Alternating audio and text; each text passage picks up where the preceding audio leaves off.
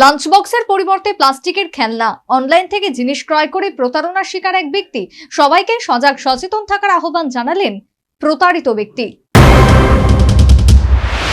প্রযুক্তির যুগে আজকাল অনলাইনের রমরমা। এই অনলাইনের মাধ্যমে হচ্ছে বিভিন্ন জিনিসের দেদার ক্রয় বিক্রয়, কিন্তু এতে অনেক সময় রয়েছে শুভঙ্করের ফাঁকি।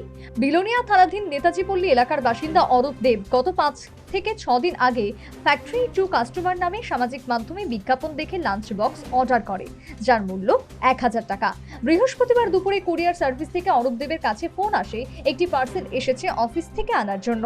যথারীতি অরূপবাবু বনকর ফিল্ড কার্ড অফিস সংলগ্ন কুরিয়ার অফিসে ছুটে যান এবং সেখানে গিয়ে তিনি 1000 টাকা জমা করে পার্সেল হাতে নেন। তখন অরূপ দেবের সন্দেহ হয়, সাথে সাথে অফিসের এক কর্মীকে বলেন বক্সটি খোলার জন্য।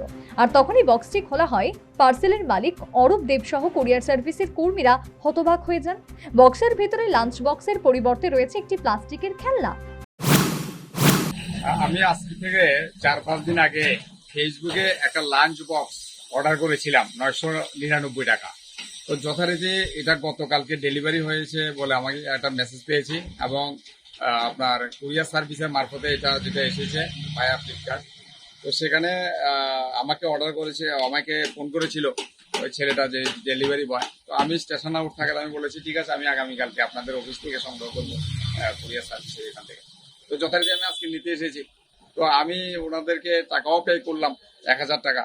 টাকা পে করার পর আমি ওনাদেরকে বলেছি আচ্ছা ঠিক আছে, জিনিসটা ঠিক আছে কিনা আপনারা একটু খুলে দেখান।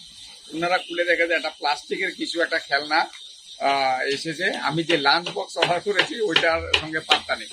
তো এটা যে খেলনাটার মতো কিছু একটা এমন ওইটাও ভাঙা ছিল, একটা প্লাস্টিকের কিছু, অথচ আমি 1000 টাকা পে করেছি। তো আমি সবার উদ্দেশ্যে একটা জিনিস অনুরোধ করব যে আমার মতো আপনারা এরকম ভাবে ঠকবেন না, ফেসবুক থেকে কোনো কিছু অর্ডার। এরপর কুরিয়ার সার্ভিসের কর্মীদেরকে অরূপ দেব জানায় পার্সেলটি নেবেন না বলে টাকা ফেরত চাইলেন। তখন তাদের পক্ষ থেকে জানানো হয় এটা একটি ভুয়ো ওয়েবসাইট থেকে অর্ডার করে ফেলেছেন, আর এই অর্ডারটি বাতিল করা যাবে না, টাকাও ফেরত দেওয়া যাবে না। কিন্তু এখন আর কোনো কিছু করার নেই। Bureau report, news vanguard.